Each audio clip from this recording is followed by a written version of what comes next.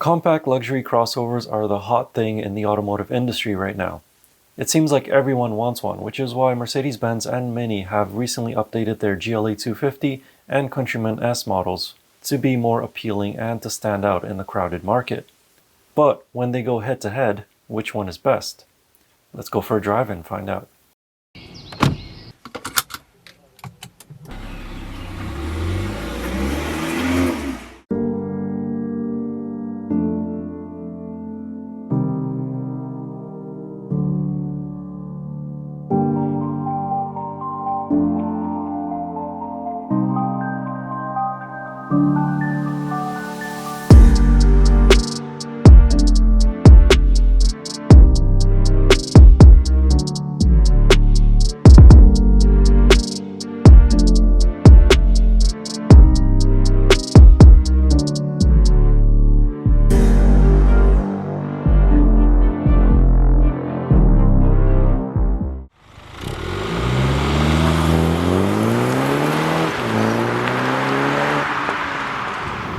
So this not-so-mini Mini Countryman has 3 engine options.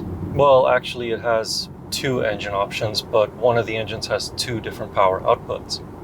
The base engine is a turbocharged 3-cylinder engine. This Cooper S has a 2-liter turbocharged 4-cylinder engine. And there's also the JCW version of the Countryman with the same 2-liter turbo engine and a little bit over 300 horsepower.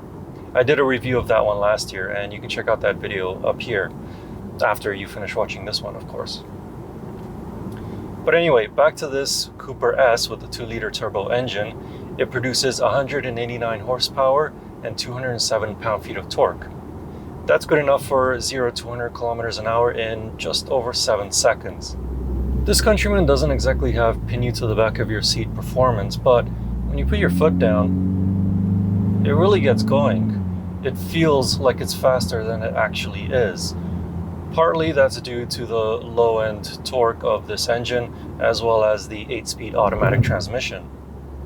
Speaking of which, the 8-speed is very smooth to shift gears. Not the fastest if you're in normal drive mode and you decide to put your foot down, but if you're in sport mode or you decide to use the manual override on the shifter, it doesn't have paddle shifters unfortunately, but if you do decide to use the manual override on the shifter, it's very quick to respond to your inputs. The Mini Countryman is not a lightweight at 1,687 kilograms, but it can still return some pretty decent fuel economy numbers. 7.5 liters per 100 kilometers on a highway and 10.4 liters per 100 kilometers in a city. During my time with it, I averaged 9.4 liters per 100 kilometers. The 2-liter turbo engine in this GLA 250 produces 221 horsepower and 258 pound-feet of torque. That's a healthy amount, and the real sweet spot for this engine is between around 2,000 to about 4,500 RPMs. That's where the peak torque figure is sustained. Peak power is at around 5,500 RPMs, and it starts to lose puff as you get closer to the 6250 red line. But just upshift a little bit early and you'll be laughing at all the people in your rear view mirror. Unless, of course, they're driving an AMG vehicle. Fuel economy is not too bad. It is rated at 7.1 liters per 100 kilometers on a highway and 9.8 liters per 100 kilometers in a city with this 4MATIC all-wheel drive system. Currently, I've been averaging around 8.5 liters per 100 kilometers, so you can definitely achieve those targets. Swapping cogs is an 8-speed dual-clutch transmission. Beyond third gear, you actually don't even notice the shifts. They are that smooth. The only way that you'll know that it shifted is by noticing the RPMs drop. I'm not saying that the shifts are rough between first and second and third. I'm just saying that beyond that, you don't notice them. That's how smooth they are. My favorite thing about the driving experience of the Mini Cooper Countryman is the way that it goes around corners. It feels lighter than it actually is. It feels agile. I don't know why it feels that way because, like I said, it is a pretty heavy compact crossover. But from behind the steering wheel, it just feels like it weighs, I don't know, as much as a Lotus Elise. Okay, I'm exaggerating, but you get what I'm trying to say. It feels lighter. The steering is quick, and in normal mode it is a little on the numb side, but it's really nicely balanced in terms of weight. It's not too heavy, but it's also not too light. The GLA 250 was designed to be a city crossover, and as such, steering weight and effort is very light.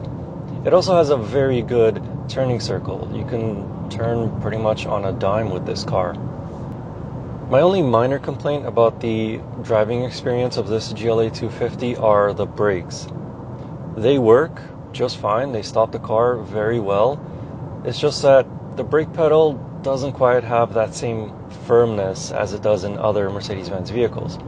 Granted, I will admit, over the past year, all other Mercedes-Benz vehicles that I have driven have either been AMGs or they've had the AMG or Sport package, which gives you upgraded brakes.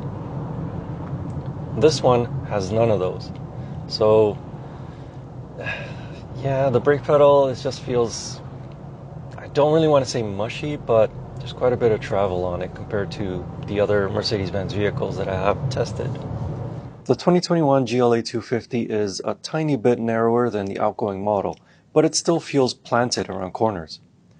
The crossover doesn't feel twitchy when driving over a bump midway through a corner. On highways, there's very little steering input required to keep the car going in a straight line, thus reducing strain on the driver. If you're looking for a more sporty driving experience from both of these crossovers, you're in luck. The Mini Countryman is available in a John Cooper Works trim with 301 horsepower and 331 pound-feet of torque. The Mercedes-Benz GLA is available in a 35 AMG with the same horsepower, but 295 pound-feet of torque. However, for the hottest of the hot hatch crossovers, the GLA is offered in a 45 AMG trim with 382 horsepower and 354 pound-feet of torque. Check out the review of that one in the pop-up banner in the top right.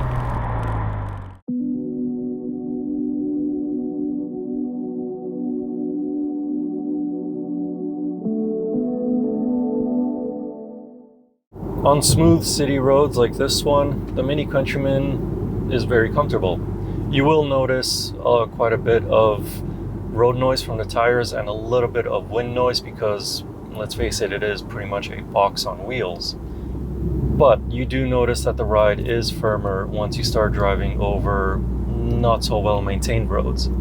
It's not something that's going to really break your back or be a deal breaker for you when you go on a test drive, but long road trips over poorly maintained highways or concrete highways, I'd rather be in something like the Mercedes GLA.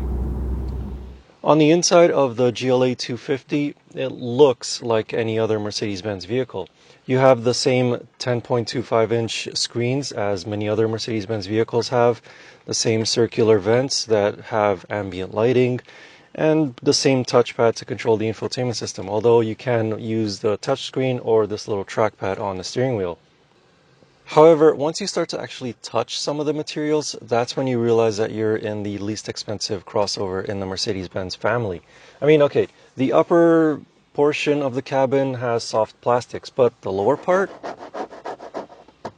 That sounds very cheap. And this Artico leather-like seat upholstery, it just doesn't feel like leather. It feels very coarse and hard. I mean, the seats themselves are very soft and supportive, but the actual upholstery, it's not the greatest. However, this leather-wrapped heated steering wheel feels very nice to touch, and I also like the vents, how they feel when you turn them. They also have a very satisfying click. Hope you can hear that. In terms of interior space in the GLA 250, the front seats are spacious for tall adults like myself. The GLA actually has a tiny bit more headroom and legroom in the front than in the Countryman. The back seats are also surprisingly spacious for someone of my height at 6'4". Sitting behind my driving position, I actually fit. Of course, I don't want to be stuck there for a 5-hour-long road trip, but short drives around the city would be just fine. In the trunk, the GLA 250 has 435 liters of cargo volume with the rear seats up, and 1,430 liters of space with the seats folded. The cabin of the Countryman is actually quite spacious. You do sit fairly close to the passenger in the front seat, but headroom and legroom is plentiful for tall adults like myself at 6'4". Sitting behind my driving position, my knees gently brush up against the back of the front seats. There is more room though than it looks thanks to the indentation on the back of the front seats. You would think then that the remaining space for cargo is tiny since there is so much space for passengers. But not so.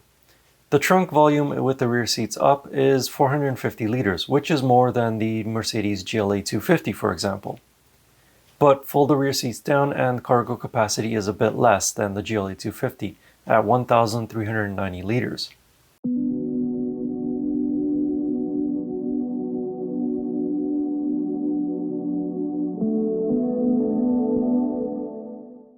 In base form, the GLA 250 comes nicely equipped with a panoramic sunroof, heated seats, LED headlights, a 7-inch touchscreen, push-button start, automatic emergency braking, and power front seats, just to name a few.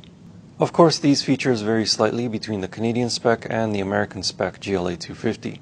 At the other end of the spectrum, you can load up a GLA 250 with ventilated front seats, augmented reality navigation, head-up display, surround view cameras, Burmeister sound system, blind spot sensors, lane keep assist, and AMG body styling. For American buyers, you also have the option of fitting it with adaptive dampers. The 2021 Mini Cooper S Countryman starts at a very reasonable $35,990. There are two primary packages that can be added on, Premier and Premier Plus here in Canada. In the United States, they're called Signature and Iconic. This particular demo vehicle came pretty much fully loaded with the Premier Plus package and a few other goodies such as a head-up display, navigation, panoramic sunroof, automatic climate control, adaptive cruise control, Harman Kardon stereo system, power liftgate, heated seats, and memory driver seat, just to name a few. These gadgets brought up the price of this particular Mini Countryman to around $47,000 Canadian. So which of these two luxury compact crossovers is best? Well, the Mini Countryman feels more engaging to drive on twisty roads than the GLA 250. It doesn't quite have the same power and torque of the GLA, nor does it ride quite as well over rougher roads. But the Mini Countryman is less expensive than the Merc, both in terms of starting price and if you fully load them up with all the goodies they offer. So personally, I would pick the Mini Countryman just because I still prefer the enjoyment of driving. If you want to know more about either of these cars, I wrote more detailed reviews of them over on my website. You can find the links in the video description. And as always, I will see you in the next car or truck or most likely another SUV. Anyway, thank you for watching. Please like and subscribe, and see you in the next video.